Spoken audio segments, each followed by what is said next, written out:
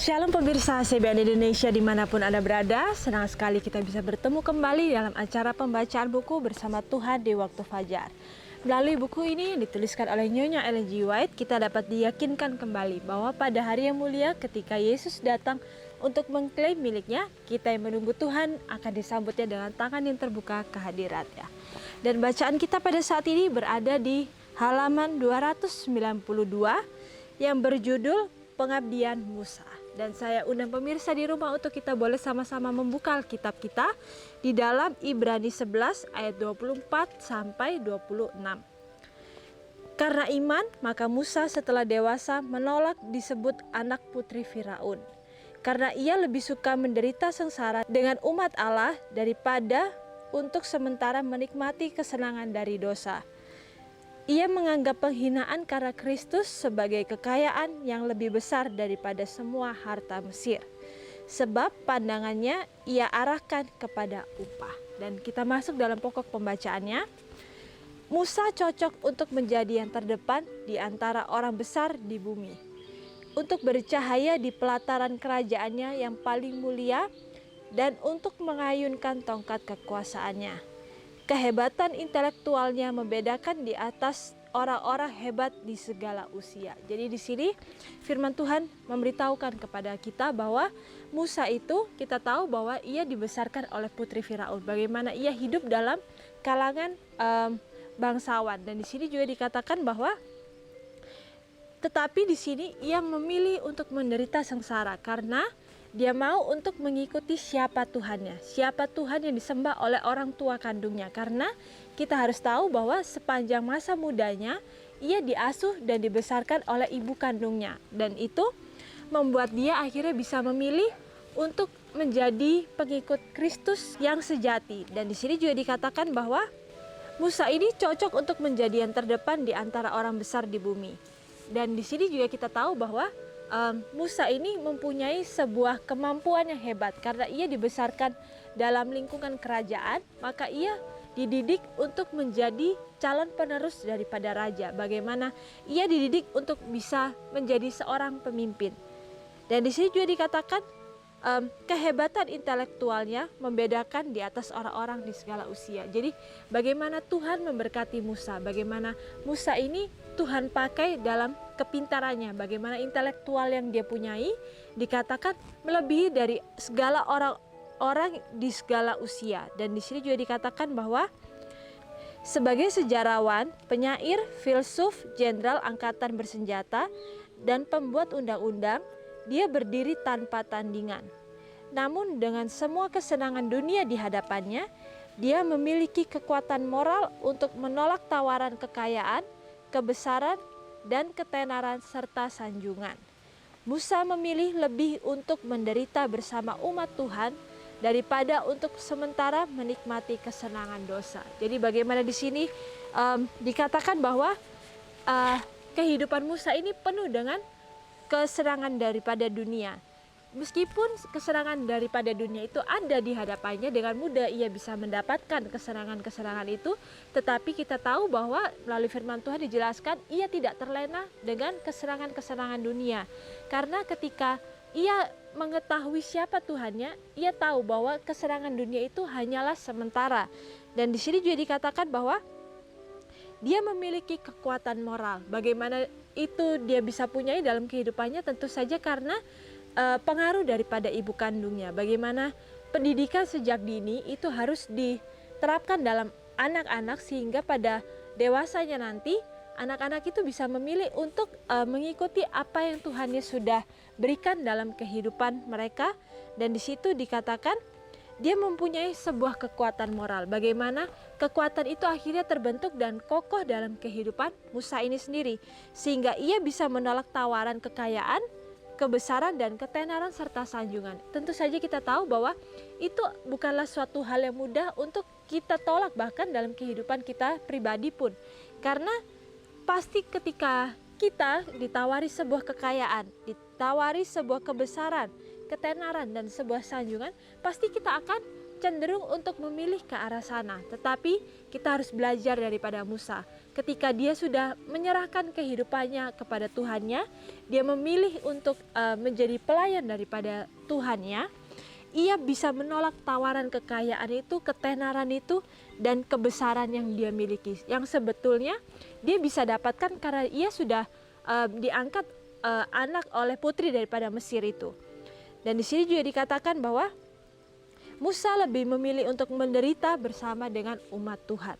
Jadi bagaimana di sini melalui pilihannya ia menunjukkan identitas aslinya. Bagaimana ia menunjukkan bahwa ia adalah seorang Ibrani yang tidak bisa diperjualbelikan oleh apapun. Dan di sini juga dikatakan bahwa Musa telah mendapatkan penjelasan sehubungan dengan upah terakhir yang akan diberikan kepada hamba-hamba Tuhan yang rendah hati dan taat. Sehingga keuntungan duniawi tidak ada artinya jika dibandingkan dengan upah surgawi.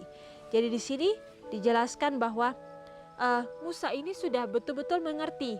Dia dikatakan mendapatkan penjelasan sehubungan dengan upah terakhir. Jadi upah yang dia pikirkan itu bukanlah upah atau apa yang dia dapat di bumi ini, tetapi apa yang dia bisa dapatkan di akhirnya nanti. Bagaimana ketika dia mau berjalan bersama dengan Tuhan, dia pasti akan mempunyai sebuah pengalaman yang tidak akan bisa dibeli oleh harta sekalipun. Dan di sini juga dikatakan yang akan diberikan kepada Tuhan, umat-umat Tuhan yang rendah hati dan taat. Jadi bagaimana kita tahu bahwa Tuhan itu tidak pernah meninggalkan kita. Dan ketika kita mau untuk menjadi orang yang rendah hati, datang ke kaki Yesus, ke kaki salib Yesus untuk menyerahkan diri kita, maka di sini dikatakan kita akan mendapatkan upah-upah itu. Mungkin upah itu tidak kita dapatkan secara langsung, tetapi bagaimana kita mengenal siapa Tuhan kita. Seperti Musa akhirnya mengenal siapa Tuhan yang dia sembah.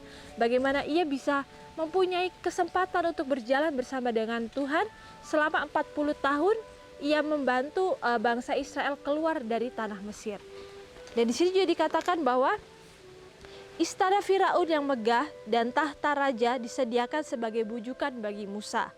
Tetapi dia tahu bahwa kesenangan dalam dosa yang membuat manusia melupakan Tuhan akan dibawa ke dalam penghakiman. Jadi bagaimana di sini kita diingatkan kembali bahwa seringkali setan ataupun dunia menawarkan hal-hal untuk membuat kita lengah, membuat kita jauh daripada tujuan kita, yaitu kerajaan surga itu. Tetapi ketika kita mendapatkan kesempatan-kesempatan yang mungkin terbuka oleh dunia ini, akankah kita mau memilih untuk menjadi pengikut Kristus yang setia, memilih untuk menjadi pengikut Kristus walaupun dalam keadaan yang menguntungkan ataupun tidak menguntungkan sekalipun. Karena kita tahu ketika kita memilih untuk menjadi pengikut Kristus, banyak hal yang harus kita korbankan. Kita harus mengorbankan ego kita, kedagingan kita, bahkan mungkin Tuhan akan izinkan sampai harga diri kita pun harus kita persembahkan atau kita berikan hanya kepada Tuhan. Karena tidak ada yang boleh lebih tinggi daripada Tuhan kita. Jadi bagaimana kita harus menyerahkan segala kesombongan kita ke dalam tangan Tuhan itu sendiri. Dan di sini juga dikatakan, meskipun ada bujukan-bujukan itu, tetapi dia tahu bahwa kesenangan dalam dosa itu membuat manusia akhirnya lupa kepada Tuhan. Dan akhirnya ketika kita lupa dalam Tuhan, di sini dikatakan itu akan dibawa ke dalam penghakiman. Ya, kita tahu bahwa kita ini hidup di detik-detik penutupan zaman. Ketika nanti akan ada saatnya semua orang akan dihakimi menurut perbuatan yang sudah dilakukan. Dan itu kita harus bertanggungjawabkan kepada Tuhan. Kita tidak bisa kabur daripada apa yang Tuhan lihat sudah kita lakukan. Karena malaikat Tuhan selalu mencatat apa yang kita lakukan, apa yang kita pikirkan, bahkan apa yang kita bicarakan. Jadi bagaimana di sini kita harus bertanggung jawab atas apa yang sudah kita lakukan. Dan ketika kita mau untuk menjadi orang yang baru, biarlah kita mau untuk menyerahkan hati kita dan pikiran kita semuanya kepada Tuhan. Sehingga biarlah hanya Roh Kudus Tuhan saja yang boleh tinggal dalam hati kita, yang mengendalikan segala perbuatan, tingkah laku, dan perkataan kita. Dia melihat melampaui istana yang indah, lebih dari mahkota raja, kepada penghormatan tinggi yang akan dianugerahkan kepada orang-orang kudus Tuhan yang maha tinggi dalam kerajaan yang tidak dicemari oleh dosa. Dia melihat dengan iman sebuah mahkota yang tidak akan binasa, yang ditempatkan Raja Surga di atas kepala para pemenang. Jadi di sini dikatakan bahwa Musa ini melihat kepada apa yang lebih besar daripada kekayaan dunia ini. Ketika dia memberikan penghormatan yang tinggi kepada orang-orang kudus milik yang maha tinggi itu. Jadi bagaimana kita dijanjikan bahwa ketika kita mau menjadi orang-orang yang kudus dalam pilihan kita, maka Tuhan akan memberikan kepada kita sebuah kerajaan yang tidak dicemari oleh dosa. Tetapi untuk sampai kita masuk dalam kerajaan itu, tentu saja kita juga harus tidak dicemari oleh dosa. Dan itulah sebuah pergumulan yang harus ada dalam kehidupan kita. Bagaimana kita mau menyerahkan segala kedagingan kita kepada Tuhan sehingga tidak ada dosa lagi dalam kehidupan kita. Meskipun saat ini pasti kita akan jatuh bangun dalam kehidupan kita, karena tidak mungkin kita bisa lurus terus dalam kehidupan kita. Pasti akan ada kalanya kita akan jatuh, dan di saat kita jatuh itulah kita harus ingat akan penyertaan Tuhan, akan pengampunan yang sudah Tuhan berikan kepada kita di masa-masa yang lampau. Dan di sini juga dikatakan bahwa dia melihat dengan iman sebuah mahkota yang tidak akan binasa, yang akan ditempatkan Raja Surga di atas kepala para pemenang. Jadi bagaimana Musa juga melihat bahwa akan ada saatnya nanti ia juga akan menjadi raja, menjadi pemimpin atas para pemenang itu. Dan di sini juga dikatakan itu adalah sebuah kelebihan atau keuntungan yang dia bisa dapatkan ketika dia memilih untuk melepaskan dunia ini, ketika dia mau mengikuti Yesus untuk sepenuh hatinya. Iman ini menuntutnya untuk berpaling dari antara bangsawan di bumi dan bergabung dengan bangsa yang rendah hati, miskin dan hina, yang telah memilih untuk menaati Tuhan daripada melayani dosa. Patriarchs and Prophets halaman 246. Jadi di sini yang terakhir dikatakan iman daripada Musa menuntutnya berpaling daripada bangsawan yang ada di bumi kepada hal-hal yang duniawi, tetapi dia melayangkan pemandangannya langsung menuju kepada surga itu.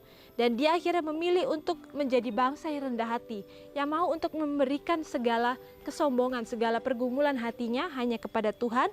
Dan di sini juga dikatakan yang miskin. Kita tahu bahwa Yesus sendiri pun tinggal di dalam dunia ini, dia tidak mempunyai segala hal, dia tidak memiliki kekayaan duniawi. Dan begitu pula lah seperti pemimpin kita atau contoh yang kita sudah punyai, kita tidak difokuskan untuk memiliki kekayaan daripada dunia, tetapi kita diingatkan supaya kita mempunyai kekayaan daripada hati kita.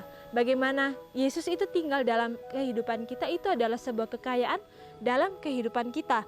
Dan di sini juga dikatakan kita yang memilih untuk menaati Tuhan daripada melayani dosa. Jadi bagaimana seperti kehidupan Musa dalam kehidupan kita juga boleh kita terapkan dan boleh kita jalani, sehingga kehidupan untuk menaati Tuhan itu lebih besar kecenderungannya ketika kita mau memilih untuk mengikuti Tuhan secara seutuhnya daripada kita mengikuti atau melayani dosa itu. Karena ketika kita melayani dosa, maka kita akan menjauh ataupun kita yang akan pergi daripada kasih Tuhan itu. Dan di saat kita pergi daripada kasih itu, ia akan membuat kita supaya kita akhirnya tersadar. Tetapi ketika kita memilih untuk menolak akan Roh Kudus itu, maka ia juga akan memberikan waktunya supaya kita mau bertobat. Tapi ketika kita memilih untuk tidak bertobat, maka ia akan meninggalkan kita. Jadi baiklah, melalui firman ini kita boleh diingatkan kembali supaya kita selalu boleh memilih pilihan yang benar seperti Musa,